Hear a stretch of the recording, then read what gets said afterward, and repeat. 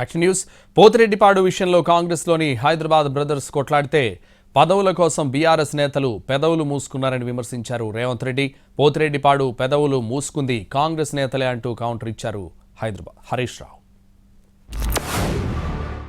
పోతిరెడ్డిపాడు ద్వారా అత్యధికంగా నీళ్లు తరలించుకెళ్లాలని నిర్ణయం జరిగినప్పుడు ఆనాటి నీ సహచరుడు నాయన నరసింహారెడ్డి గారే కడప జిల్లా ఇన్ఛార్జ్ మంత్రి, నీ అల్లుడు ఆనాటి మంత్రివర్గంలో మంత్రులు, మీరు ఆనాడు పదవులకు ఆశపడి పెదవులు మూసుకొని రాజశేఖర రెడ్డి గారి దగ్గర లొంగిపోయి తొత్తులుగా ఉండి ఆనాడు పోతిరెడ్డిపాడు పొక్క పెద్ద చేసినప్పుడు కొట్లాడింది కీర్తిశేషులు పి జనార్దన్ రెడ్డి మరి శశిధర్ రెడ్డి.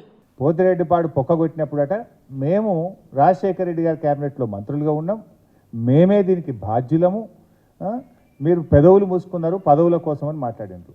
పెదవులు మూసుకున్నది నీ పక్కన కూర్చున్న ఉత్తమ్ కుమార్ రెడ్డి, నీ పక్కన కూర్చున్న కోమటిరెడ్డి వెంకటరెడ్డి, నీ పక్కన కూర్చున్న నాటి కాంగ్రెస్ మంత్రులు, నువ్వు మూసుకున్నావు పెదవులు, మేం కాదు. నేను సాక్ష్యాధారాలు ఇస్తా.